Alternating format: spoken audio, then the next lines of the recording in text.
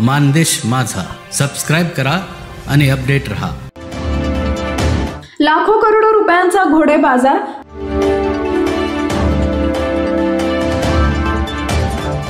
हौसेला मोल नसते म्हणून कितीही लाख किंमत असली तरी देखण्या ऐटबाज व ताकदवान घोड्याचे खरेदी करण्याची व सांभाळणाऱ्यांची संख्या आपल्या देशात कमी नाही। याचं उत्तम उदाहरण म्हणजे नंदुरबार जिल्ह्यातील सारंगखेडा। नमस्कार, आज आपण आलोय नंदुरबार जिल्ह्यामध्ये सारंगखेडा या ठिकाणी। आज दत्त जयंती आहे, त्यानिमित्त आम्ही सारंगखेडा येथे घोड्याचे जे प्रदर्शन आहे ते पाहायला आलो आपण। सारंगखेडा हे 18व्या शतकापासून दरवर्षी भरणाऱ्या घोडे बाजारासाठी प्रसिद्ध ठिकाण आहे। दत्त जयंतीच्या निमित्ताने याही वर्षी 21 डिसेंबर ते 7 जानेवारी 2024 पर्यंत इथे चेतक फेस्टिवलचे आयोजन करण्यात आले। या फेस्टिवलमध्ये लाखो करोडो रुपये किमतीचे घोडे विक्रीसाठी व स्पर्धेसाठी येत असतात। या घोडे खरेदीसाठी देश विदेशातून खरेदीदार या ठिकाणी येत असतात। या महोत्सवात विविध जाती आणि विविध प्रकारचे घोडे पाहण्यासाठी जगभरातून व देशभरातून अश्वप्रेमी या ठिकाणी येत असतात। आज आपण जाणून घेऊया चेतक फेस्टिवलचे आयोजक जयपाल सिंग रावल यांच्याकडून। सारंगखेड्याच्या या अश्व बाजाराला 350 पेक्षा जास्त वर्षाचा इतिहास आहे। खरं म्हणजे इतिहास काळापासून इथं अश्वांची खरेदी विक्री होत होती आणि त्या काळापासून सारंगखेड्याचा अश्व बाजार मशहूर होता।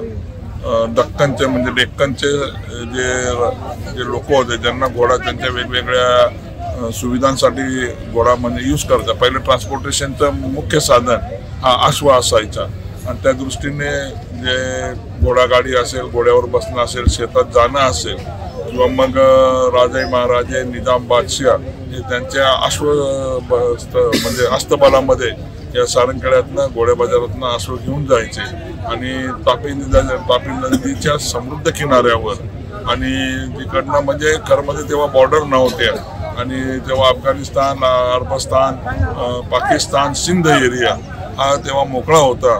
मारवाड, काठेवाड या परिसरातनं इथं अश्व यायचे, त्यांची इथं खरेदी विक्री व्हायची आणि गरजेनुसार त्यांची खरेदी विक्री प्रत्येक अश्व शौकीन घेत असायचा आणि तेव्हा तो खरं म्हणजे इतिहास काळ त्याच्या सारंगखेड्याच्या अश्व बाजाराला आहे। गेल्या 15 वर्षापासून आम्ही त्या अश्व बाजाराचं रूपांतर चेतक फेस्टिवलमध्ये केलं। चेतक नाव आम्ही याच्यासाठी दिलं की घोडा अश्व म्हणजे त्याला बघितलं तर चेतकपेक्षा चांगली स्टोरी, शौर्याची स्टोरी, वीरगाथेची अश्वांच्या बाबतीमध्ये कोणाची कथा नाही आणि म्हणून आम्ही या फेस्टिवलला चेतक नाव दिलं। जो महाराणा प्रतापांचा अश्व होता आणि महाराणा प्रतापांचा जीव वाचवला होता, अशा चेतकच्या नावावर आम्ही हा चेतक फेस्टिवल 15 वर्षापासून भरवतो आहोत। आणि आता हा चेतक फेस्टिवल हा सारंगखेड्याचा अश्व बाजार, ही सारंगखेड्याची अश्व दुनिया आता देशामध्ये 1 नंबरवर झाली आहे। खरं म्हणजे संख्येच्या घोड्यांच्या संख्येच्या पण अनुसार आणि इथल्या खरं म्हणजे आम्हाला गर्व आणि अभिमान आहे की सारंगखेड्याचा हा चेतक फेस्टिवल, सारंगखेड्याचा अश्व बाजार देशातला एकमेव सुनियोजित पद्धतीचा अश्व बाजार आहे। तुम्ही कुठेही जा, पुष्करला जा, मुक्सरला जा, फरीदकोटला जा, तुम्ही सारंगपूर बिहारला जा, तुम्ही जिथं अश्व बाजार भरतात तिथं जरी गेले तर तुम्हाला कुठेही एवढा वेल ऑर्गनाइज चांगल्या पद्धतीचा अश्व बाजार बघायला मिळणार नाही। कारण इथं जवळपास 3,500 घोडे येतात। आज तुम्ही 2 तासात प्रत्येक घोड्याच्या समोर जाऊ शकता, खरीदार जाऊ शकतो। कोणाला जागेवर पाण्याची सोय आम्ही देतो, प्रत्येक गोष्टीची सोय असते। त्यांच्या प्रत्येक टेंटमध्ये त्यांना ट्यूबलाईट आहे आणि चार्जिंगची पण सोय आहे। कारण आजकाल जेवण मिळालं नाही तरी चालेल पण मोबाईल चार्ज झाला पाहिजे याचा सुद्धा आम्ही इथं विचार केलेला आहे। सर्व करत असताना आम्हाला आता आमचा काल हॉर्स शो झाला, आपण त्याला अश्व सौंदर्य स्पर्धा म्हणू शकतो, की त्याला खूप चांगला प्रतिसाद मिळाला। इथं तुम्ही सारंगखेड्याच्या या कॅम्पसमध्ये आपण उभे आहोत, इथं तुम्हाला 50,000पासून तर 5 करोड पर्यंतचा 10 करोड पर्यंतचा घोडा काल बघायला मिळाला असता।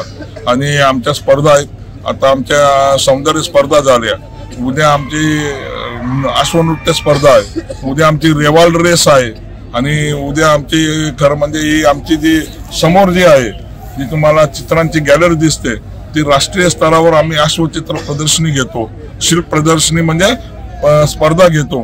त्याच्यामधनं तुम्हाला विश्वास बसणार नाही की जम्मू काश्मीरची सुद्धा पेंटिंग कलाकाराने पाठवलेली आहे। म्हणजे जम्मू काश्मीर पासून तर चेन्नईची पण पेंटिंग दिसेल तुम्हाला अहमदाबादची पेंटिंग दिसेल, तुम्हाला कलकत्त्याची सुद्धा पेंटिंग दिसेल.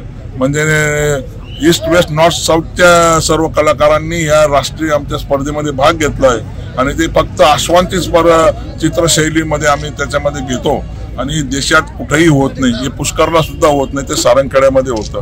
म्हणून आमचं ही अश्व दुनिया ही निराळी दुनिया आहे, ही थ्रिलिंग आहे, इथं ॲडव्हेंचर आहे. उद्या आमचे इक्वाइन स्पोर्ट्स अश्व क्रीडा स्पर्धा सुद्धा सुरू होत आहेत, जे म्हणजे इंटर स्कूल ज्युनियर चॅम्पियनशिप आहे.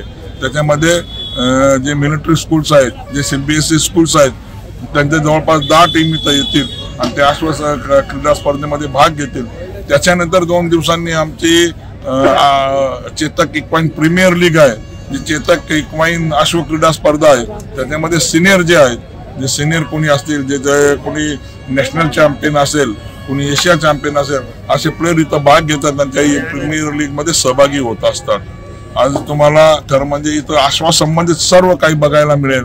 हे अनोखं विश्व आहे, हे थ्रिलिंग आहे, हे ॲडव्हेंचरस आहे आणि सौंदर्य पण तेवढंच आहे. त्याचा खरा आनंद घ्या. मी आपल्या सर्वांचं स्वागत करतो. धन्यवाद. एक प्रश्न आहे सर, घोड्यांची तर जमा विविध भागातून पण जे घोडे खरेदी करणार त्याची ती परीक्षा कशी करतात, त्याचे काही म्हणजे काही साहित्य पुस्तक ग्रंथ वगैरे काही उपलब्ध असतो का? खरं म्हणजे वेगवेगळ्या भागातलं वेगवेगळ्या राज्यातनं त्याच्यामध्ये शुभ अशुभ लक्षणं त्याच्यावर डिपेंड असतात. आता तुम्ही जर बघितलं तर आपल्या महाराष्ट्रामध्ये असतील, आपण जे शुभ लक्षणे मानतो ते तामिळनाडू साऊथचे लोक अशुभ मानतात. जर कपाळावर 2 भवरे असतील तर आपण त्याला अशुभ मानतो, घेत नाही. परंतु जे साऊथचे लोक इथं आले असतील आणि कपाळावर भवरे असतील तर ते घेतात, कारण त्यांचं म्हणणं आहे की तो घोडा घरात ठेवला तर लग्न लवकर होतं मुलांचं. आणि तशी धारणा असते, वेगवेगळी धारणा आहे आणि वेगवेगळी परिस्थिती. काही लोक काही पाहत नाही, काही लोक बारकाईने पाहतात आणि त्याच्यानुसार त्याच्या आवडीनुसार त्यांना जेवढी माहीत असते. कारण घोड्यामध्ये ज्या काही खोडी आहेत किंवा काही चांगले शुभ लक्षणं आहेत ते तुम्हाला जर बघायचं असेल, जे वाचायचं असेल तर नकुलने, महाभारतातलं नकुल जो आहे त्यांनी पुस्तक लिहिलं आहे शालिहोत्र.